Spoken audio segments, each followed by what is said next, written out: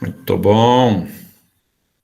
E aí, eu vou seguir aqui o material que eu preparei para a nossa aula. E que é isso aqui, gente, olha, uma aula de hoje, então entrando no maquinário político brasileiro, nós vamos estudar o presidencialismo de coalizão no Brasil. Que isso aqui é o seguinte, gente, olha, se fosse para dar um nome à maneira como o Brasil funciona politicamente, o nome seria presidencialismo de coalizão. Mas vamos lá. Desde a primeira Constituição, desde a Constituição de 1988, o Brasil vive politicamente sob o regime de presidencialismo de coalizão.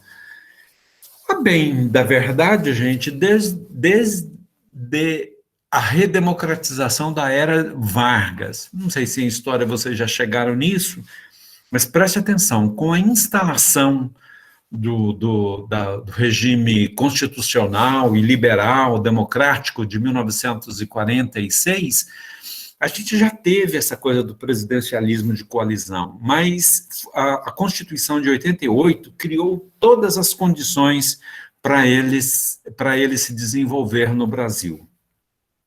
Presidencialismo, você já sabe o que é, a gente já estudou.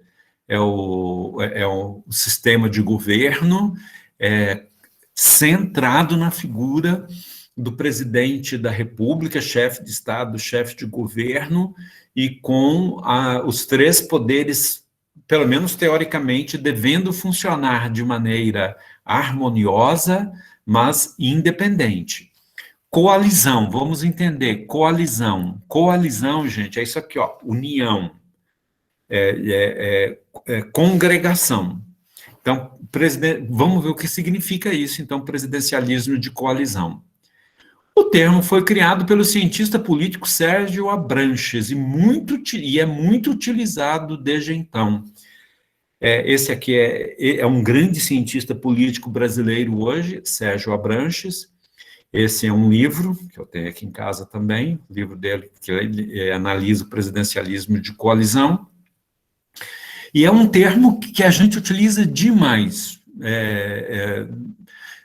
Todos os dias que eu abro o jornal, eu corro o risco de encontrar essa expressão. Por isso é que eu trouxe aqui e por isso é que eu quero que vocês entendam bem. O que significa presidencialismo de coalizão? Então, vamos a isso. Olha, o que significa? Os chefes dos executivos, presidente, governador e prefeito, têm de formar grandes coalizões para ter estabilidade, governar e realizar o seu programa de governo. Então, gente, olha,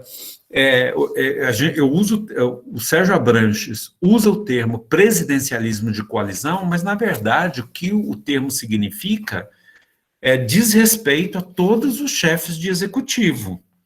Olha aqui, ó, em nível federal, o chefe do executivo, poder executivo, é o presidente da República.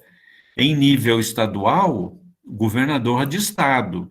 E em nível municipal, o prefeito da cidade. Presidencialismo de coalizão quer dizer isso, gente, que para o presidente poder governar, o governador, o prefeito, para eles poderem governar, eles têm de formar grandes coalizões. Ou seja, eles têm que formar uma união de partidos, para ele poder governar, ter estabilidade e realizar o seu programa político. Sem isso, gente, sem formar essas grandes coalizões, essas grandes uniões, o prefeito, o governador e o presidente não têm estabilidade e não conseguem governar e vivem mergulhados na crise. Por isso, pessoal, uma das primeiras preocupações dos chefes de executivos no Brasil está aqui, a formação de coalizões. Um exemplo muito claro aqui para nós, quem mora aqui em Pouso Alegre, mesmo quem não mora, o prefeito atual, o Rafael Simões, que está já na sua segunda eleição consecutiva, ele foi reeleito agora no no ano passado, ele formou uma grande coalizão para poder governar. O partido dele, que é o DEM, Democratas, se dependesse só dele, só do DEM, ele não teria forças para governar. Então, o partido fez aliança com o PSDB, com o PTB e outros partidos. O Bolsonaro, no início do seu governo, não quis fazer coalizão, porque o Bolsonaro, a pregação dele, não sei se vocês se lembram, lá em 2018, é que ele não queria se aliar com os políticos, com os partidos, porque é tudo roubalheira, contra tudo que estava aí. O que aconteceu? O governo Bolsonaro vem, desde então, mergulhado em crise. E para não correr risco de sofrer processo de impeachment, desde o segundo semestre do ano passado, o Bolsonaro começou a adotar isso aqui também, olha, as grandes coalizões.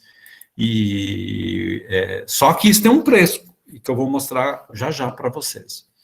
Isso ocorre porque o partido pelo qual o chefe do executivo se elegeu não consegue maioria no parlamento. Como é um regime de democracia representativa, sem apoio parlamentar é muito difícil governar. Então, gente, olha, essa coisa de formar coalizões, ela acontece porque esse é um problema sério da política brasileira. Nenhum partido, na maior parte das vezes, consegue sozinho dar sustentação na Câmara de Vereadores, na Assembleia Legislativa ou no Congresso Nacional para o presidente poder governar. Se fosse ditadura, não teria problema. Se fosse ditadura, gente, era a coisa mais simples do mundo, porque na ditadura o ditador manda. Mas o nosso regime não é de ditadura, é de democracia representativa. Os vereadores, os deputados estaduais, senadores e deputados são representantes do povo. Então, num regime assim, chamado de democracia representativa, sem o apoio de vereadores, de deputados estaduais e federais e senadores, os executivos, prefeito, governador e presidente, não conseguem governar. Então, tem que ter maioria. Só que tem um problema que é os partidos dos prefeitos, do governador e do presidente não conseguem maioria na Câmara, nas assembleias legislativas, no Senado, e aí, sozinho, o partido não tem força, não tem condições de dar base para o presidente da República, para o governador e para o prefeito. Daí a necessidade dessas coalizões. Então, por que presidencialismo de coalizão? Porque tem que formar união, tem que formar coalizões, senão o chefe do executivo não consegue governar, porque nós vivemos num regime de democracia representativa. Se fosse ditadura, não teria problema. O rei manda, vamos dizer assim, governa. O presidente manda e governa, mas não é ditadura. É regime de democracia representativa. Tudo bem. Agora, sem apoio parlamentar, como eu coloquei aqui, olha, é muito difícil governar. Dá para governar. Por exemplo, Romeu Zema, governador do estado de Minas Gerais.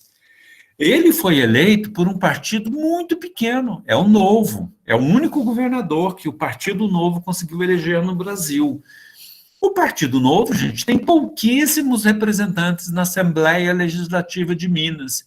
Então, para ver os seus projetos aprovados, o Romeu Zema e os seus assessores têm que gastar um tempão compondo uma maioria, porque senão nenhuma lei dele, nenhum projeto dele consegue se viabilizar por falta de apoio na Assembleia Legislativa.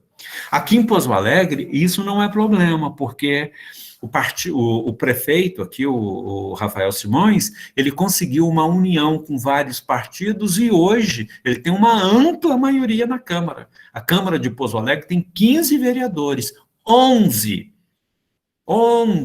estão do lado do prefeito. Então, é isso. Agora, eu vou mostrar para vocês por que é difícil governar sem apoio parlamentar. Compare aqui comigo, olha. A aprovação de leis ordinárias no parlamento exige maioria absoluta de votos. E para emenda constitucional, maioria qualificada de 3/5 dos votos em cada casa legislativa. Isso significa o seguinte, gente, ó, respectivamente aqui, ó.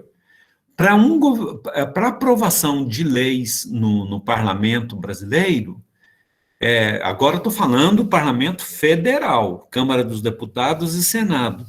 Para lei ordinária é lei comum. São necessários 50% mais um dos votos da Câmara.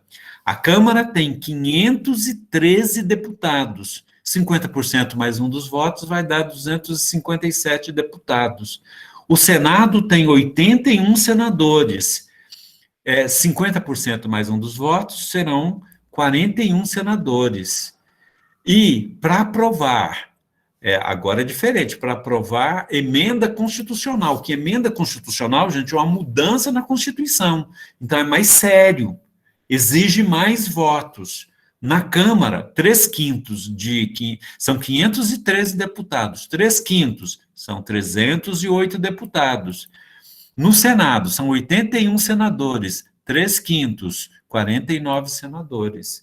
Quer dizer, se o presidente da República não tiver isso, ele não consegue aprovar nada. Daí a necessidade dele compor com outros partidos para formar uma maioria. Aqui na Câmara de Pouso Alegre, para vocês terem ideia, o Rafael Simões, além de aprovar leis ordinárias, leis comuns, ele consegue aprovar mudança, entre aspas, na Constituição de Pouso Alegre. Não tem isso não, mas eu só estou fazendo uma coisa para vocês entenderem. A Constituição Municipal se chama Lei Orgânica dos Municípios. Então, se o Rafael Simões quiser fazer uma mudança na lei orgânica dos municípios, ele tem maioria para fazer isso, porque dos 15 vereadores de Pouso Alegre, ele tem o apoio de 11. Então, aqui, olha, eu dei como exemplo isso, ó, ver os dados do novo Congresso Nacional eleito em 2018. Gente, olha bem, o partido que mais teve votos, que mais elegeu deputados em 2018, foi o PT. Quantos deputados o PT elegeu? 56. É menos de 15%. O Bolsonaro foi eleito pelo PSL. Quantos deputados o PSL elegeu em 2018? Gente, 51, 52 deputados. Foi o segundo partido que mais elegeu. Com 52 deputados, o Bolsonaro não consegue aprovar nada. Então, ele vai precisar do apoio de outros partidos, formar coalizões. E aqui o exemplo que eu dei, o Pouso Alegre, 2020, o partido do prefeito, que é o DEM, tem 4 vereadores em 15. Aí, para ter maioria na Câmara de Vereadores daqui, ele se compôs com o PSDB, que tem 4 vereadores, com o PTB, que, se não me engano, tem 1 vereador, e outros partidos, no total, 11. Então, aqui, olha, formar coalizões não é um mal. Eu quero que vocês entendam isso. Formar coalizões partidárias não é um mal. Existe em quase todos os países. Eu trouxe até alguns exemplos aqui para vocês. Formar coalizões é uma coisa normal. A exceção a isso, gente, são os países de cultura anglo-saxônica. E aqui eu trouxe 2 exemplos, o Reino Unido e, sobretudo, o melhor exemplo que eu posso dar para vocês, os Estados Unidos. Nesses países aqui, mas sobretudo nos Estados Unidos, você não vê a necessidade de formar coalizões. Nos Estados Unidos, a gente tem dezenas de partidos, mas só 2 têm poder. O Partido Democrata e o Partido Republicano. O atual presidente dos Estados Unidos, o Joe Biden, é do Partido Democrata. O anterior, o Donald Trump, é ainda é, dos republicanos. Então, lá é assim, olha, o partido não forma coalizões. A mesma coisa no Reino Unido. No Reino Unido tem vários partidos, mas nos últimos tempos apenas dois mandam no Reino Unido. É o Partido Conservador e o Partido Trabalhista. O Partido Conservador está há muito tempo no poder, já faz quase 20 anos. Hoje, o Boris Johnson é o primeiro-ministro da Inglaterra e ele é do Partido Conservador. Mas por que isso? Porque nesses países, gente, funciona o voto distrital. No Brasil não funciona o voto distrital. O que é isso? Eu vou explicar isso depois para vocês. Tem uma aula exclusiva para isso. E se eu entrar nisso agora, aí eu perco o fio da meada. Agora eu vou mostrar para vocês alguns exemplos disto. Isso aqui, olha, são dois líderes políticos que fizeram uma união para poder governar a Espanha. O PSOE, não, PSOL no Brasil, PSOE, chama-se Partido Socialista Operário Espanhol, e o Podemos, que é um partido que nasceu na Catalunha, em Barcelona. Esse aqui é o Pedro Sánchez, atual líder do PSOL e primeiro-ministro da Espanha. E esse aqui, gente, esqueci o nome dele, é o chefe do partido Podemos na Espanha. Os dois partidos, o PSOE sozinho, Julio Iglesias, me lembrei do nome agora, Julio Iglesias. O PSOE sozinho não tinha maioria para poder governar. E ainda isso é muito sério, porque a Espanha é parlamentarista. Então, eu já expliquei para vocês que no regime parlamentarista tem que ter maioria na Câmara. Sozinho, o PSOE não tinha. Então, o que ele fez? Ele se uniu com o Podemos, que é atual, tem mais partido presente na coligação. Mas esses dois aqui, gente, dominam a Espanha. O PSOE, gente, é um partido de centro-esquerda. O Podemos é um partido de esquerda. É como se fosse no Brasil, olha, um PDT, Ciro Gomes, e o PT, tá bom? Só para que vocês tenham ideia. A Espanha é governada por uma coligação de centro-esquerda. Aqui eu trouxe outro exemplo, da Alemanha. Nós temos aqui, é engraçado que aqui na Espanha, coligação entre partidos, gente, que tem o mesmo visual, vamos dizer assim, eles são mais centro-esquerda.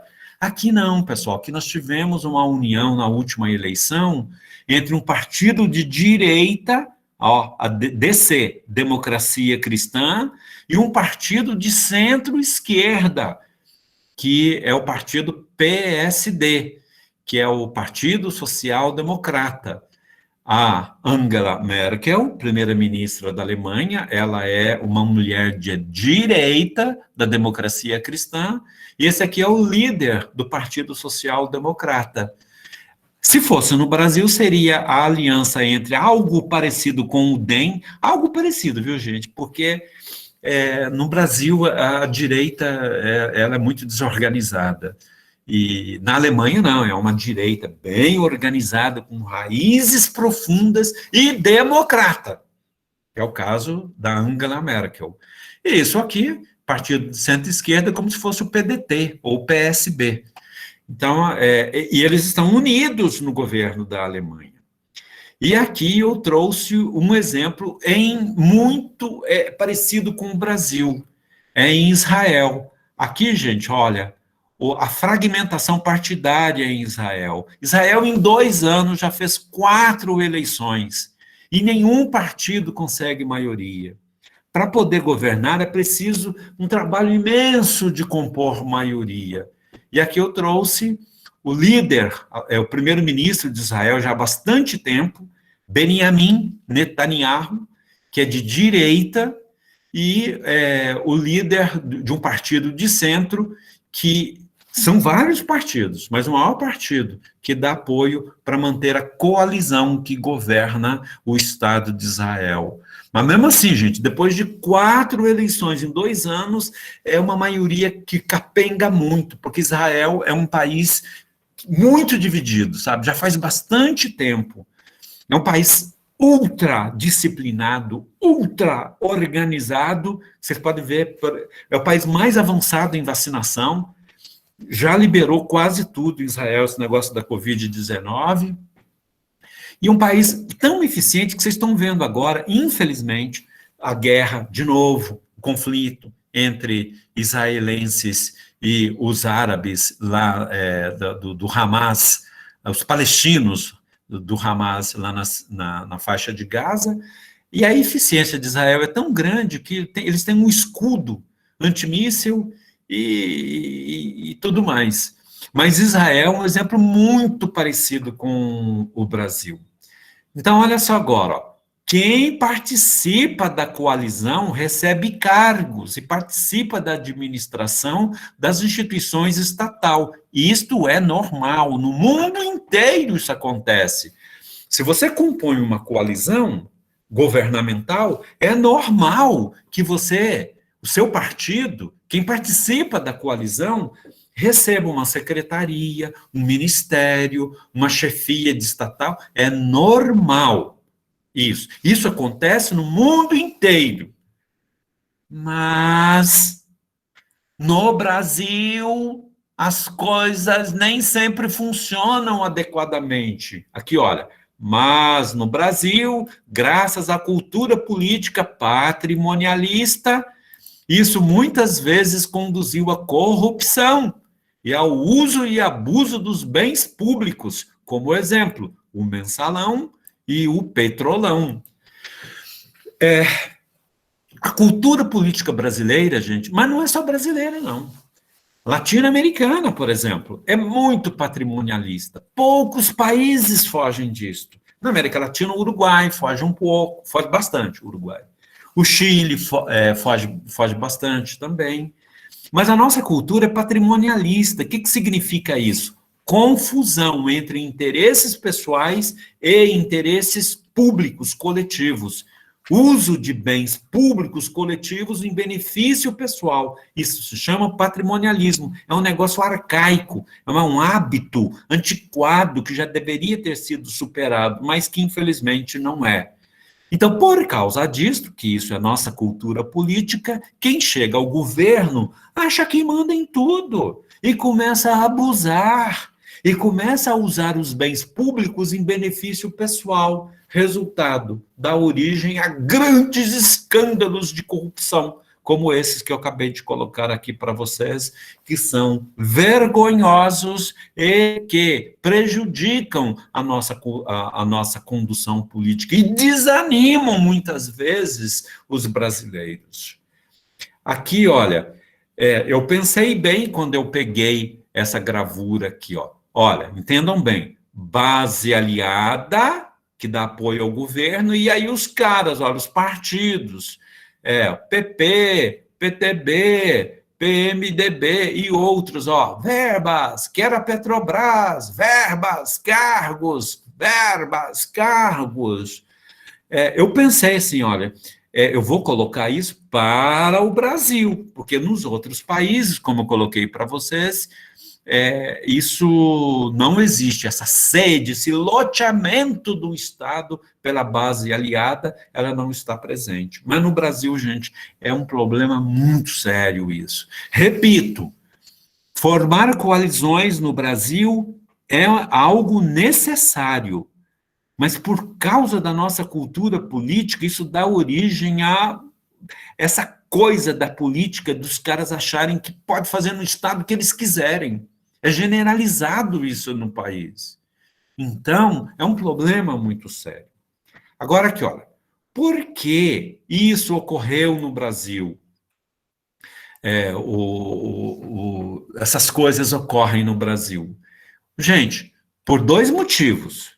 Primeiro, legal, a Constituição de 1988. E o segundo, está aqui, olha, outras leis e o STF, Supremo Tribunal Federal. Vamos trabalhar primeiro aqui em cima, olha. Por que no Brasil formar coalizões é uma coisa necessária e os partidos não conseguem formar maioria, só eles? Primeiro, gente, a Constituição de 88. Por que a Constituição de 88 forçou isso? Primeiramente por isso aqui, olha.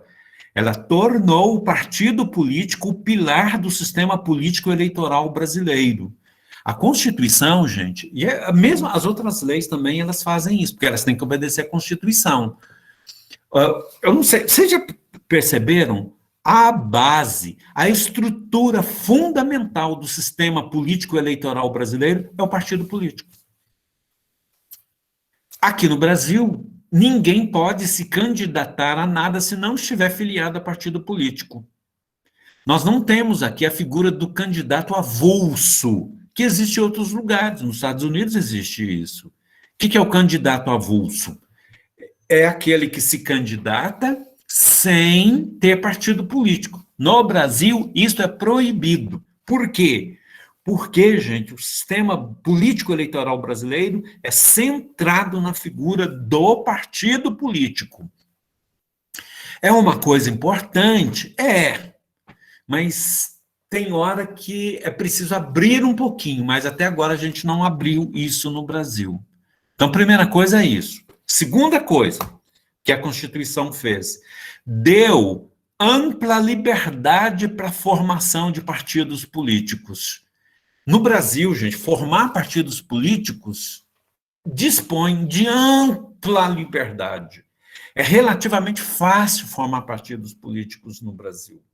Eu acho que quando a Constituição decidiu isto, é porque ela estava sob a sombra da ditadura militar brasileira, que lá atrás, em 65, acabou com o sistema pluripartidário, criou 2 partidos só, MDB e Arena, e isso limitou muito a vida política brasileira. E aí a Constituição, sob a sombra disto, deu ampla liberdade para a formação de partidos políticos no Brasil. Gente, virou até negócio. Tem grupos que usam o partido político como se fosse um negócio, porque os partidos recebem dinheiro federal.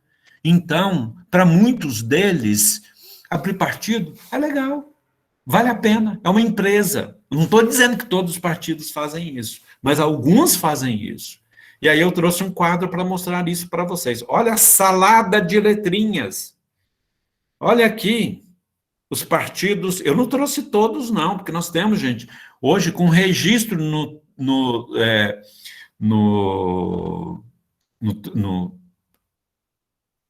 STE, Superior Tribunal Eleitoral, nós temos 34 partidos registrados e outras dezenas tentando se registrar. Mas eu trouxe aqui, olha a sopa de letras. Isso aqui você não encontra no Reino Unido, você não encontra na Espanha, você não encontra na Itália, você não encontra nos Estados Unidos. Agora, no Brasil, gente, é isso aqui. Entendeu? Olha que quanto partido. Entendeu? Por quê? Porque é fácil formar partido político no Brasil. Vou dar um exemplo claro para vocês. O atual presidente do Brasil, Jair Bolsonaro, foi eleito pelo PSL, brigou com o PSL, saiu e está tentando ainda formar o seu partido, que não conseguiu até agora. Mas não sei se vai conseguir. Talvez para a eleição do ano que vem, eu acho que não vai dar tempo, ele vai ter que entrar em outro partido. Até porque, gente, partido tem aos montes, você pode entrar onde você quiser. E o segundo, e o outro item aqui da Constituição de 88, manteve o sistema eleitoral proporcional para cargos legislativos. O nosso sistema eleitoral para cargos legislativos, vereador, deputado estadual e deputado federal, os caras são eleitos pelo sistema proporcional, que é o contrário do sistema distrital. Mas eu não vou entrar nisso agora, eu vou explicar isso depois para vocês. Então, olha só, O presidencialismo de coalizão, ele é uma necessidade no Brasil porque a Constituição permitiu isso, forçou o presidencialismo de coalizão. Como? Por meio dessas três coisas aqui, olha, partido político é o pilar do sistema político eleitoral, ampla liberdade para a formação de partidos políticos e manteve o sistema eleitoral proporcional para cargos legislativos. Agora eu vou mostrar para vocês o que outras leis, que não são a Constituição e o Supremo Tribunal Federal fizeram que ajuda a manter as condições para o presidencialismo de coalizão. Primeiro, oi. Mas essa diversidade de partidos não é algo bom para a democracia? Por ter mais pluralidade de pensamento? Ótima pergunta, ô Milena. Ótima pergunta. Você ter um sistema pluripartidário, vários partidos, é bom. Mas você ter um sistema hiperpartidário, com muitos partidos, é um mal. Isso aí, Milena, é igual tomar remédio. O médico, você vai ao médico, ele receita para você, olha, toma 2 miligramas disto. Aí você fica animadão, vai lá e toma 10, o que pode acontecer? Não é uma hiperdosagem? Aí você começa a passar mal. Então, olha só, gente, ter um partido só é coisa de ditadura. Nazismo, fascismo. Não é o stalinismo. Ter 2 partidos, para a maior parte dos países, é muito pouco. Um sistema partidário pluripartidário, mais moderado, é bom. É o que acontece na Grã-Bretanha, no Reino Unido, na Espanha, em Portugal, na Itália, na Alemanha, no Japão, que você tem, olha, 4, 5, 6, às vezes partidos grandes, médios, mas não passa disso. Mas no Brasil, não. No Brasil, o nosso sistema, ele é hiper fragmentado por causa dessas coisas que eu falei. E aí ele se torna um mal. É só lembrar, viu, Milena? E todo mundo? É só lembrar do exemplo do remédio. Se você toma na dose certa, se você não toma remédio nenhum, pode ser mal, você morre, ou passa dor. Se você toma na dose certa, é legal. Mas se você toma demais, hiperdosagem. No nosso caso, gente, nós estamos passando mal por hiperdosagem, tá bom? Ok, Milena? Então é isso aí, ó. É isso aí. Agora, outras leis e o STF. Primeira coisa, essas leis e o STF permitiram o financiamento público de eleição. Ou seja, gente, no Brasil, quem financia as eleições? Quem financia os partidos políticos? Eu tenho uma aula exclusiva para isso. Para o que me interessa aqui agora, eu quero mostrar para vocês que o Estado brasileiro, o setor público brasileiro, entra com parte do orçamento para manter os partidos. Até 2015, as empresas ajudavam, mas o STF proibiu as empresas de ajudar a política em 2015. Hoje, gente, para vocês terem ideia, no ano passado, na eleição municipal, quase 3 bilhões de reais foram gastos no financiamento dos candidatos e dos partidos políticos. Isso é mal?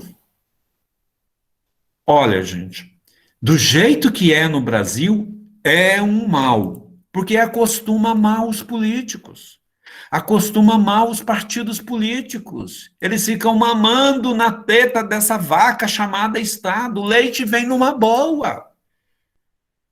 Então começa a desperdiçar e a usar mal. De uma maneira geral, isso aqui é muito mal utilizado. Serve para coisa boa, mas serve muita coisa mal utilizada. Os partidos, uma boa parte dos partidos acaba se acostumando mal. É igual aquele filho que recebe a sua mesadinha sempre, entendeu? Se você não tomar cuidado, fica mal acostumado.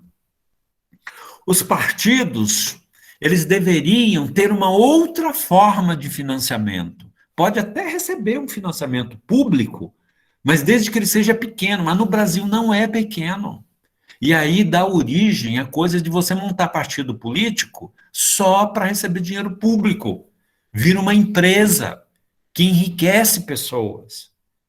E a segunda coisa, gente, não colocaram cláusula de desempenho barra barreira para um partido poder funcionar. Em todos os lugares do mundo existem cláusulas de barreira que diz assim, ó, partido que é pequeno demais, que não consegue se viabilizar, que não consegue ter representatividade social, não pode funcionar. Ou então, se quiser funcionar, tem que funcionar sem apoio público, de dinheiro público.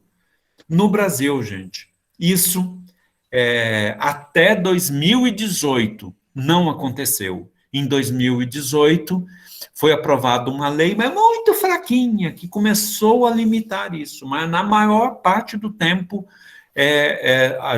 os partidos, mesmo pequenos e sem representatividade social, puderam funcionar normalmente aqui no nosso país.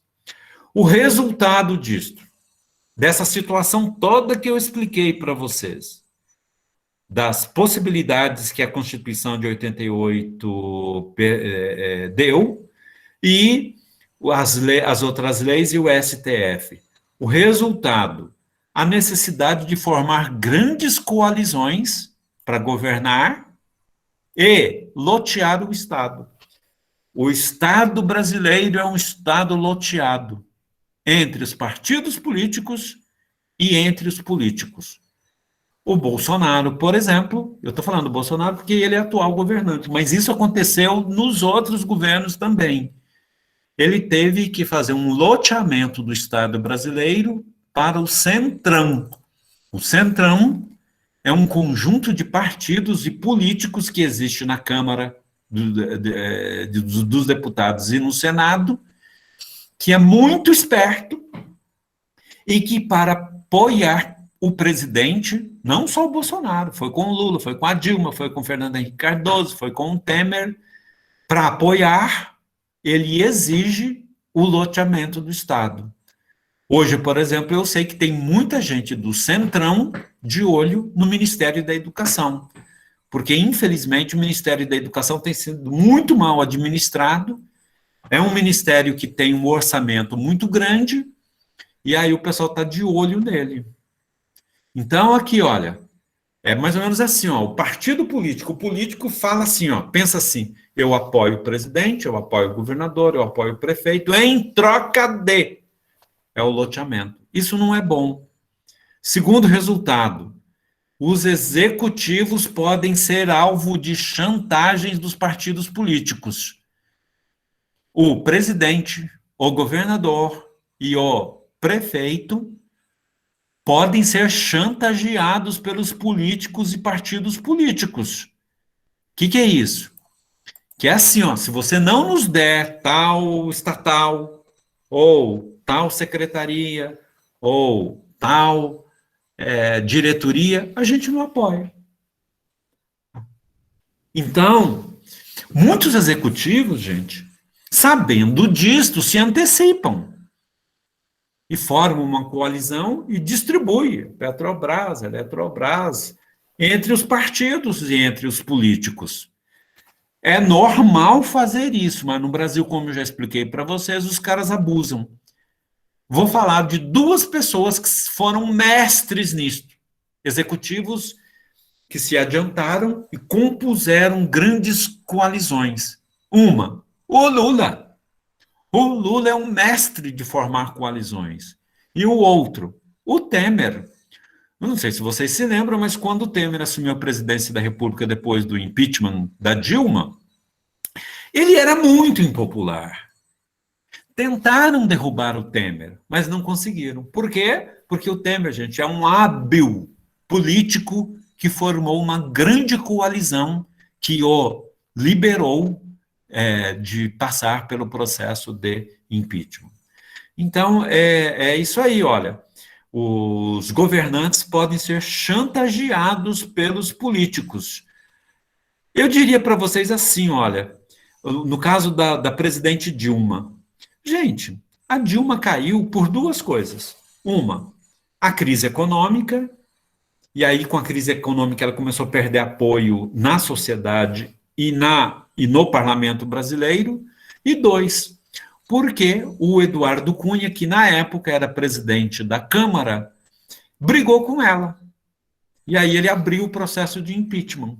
Não fosse isso, gente, a Dilma não teria caído. Veja, eu não estou dizendo se foi bom, se foi mal, se foi legal. Legal foi, se foi legítimo.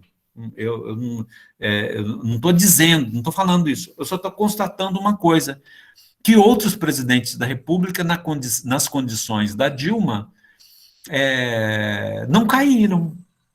Olha o Bolsonaro, por exemplo, né? Quanta coisa ele é acusado, mas ele até agora, ele não sofreu o processo de impeachment. Não sei se vai acontecer. Vai depender disso aqui, olha, do apoio que ele tem na Câmara dos Deputados.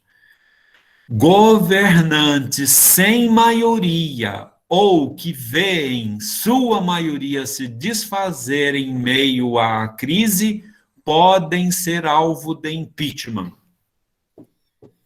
Quando o governante é forte e ele tem maioria na Câmara, ele não é alvo do impeachment, mesmo tendo problemas.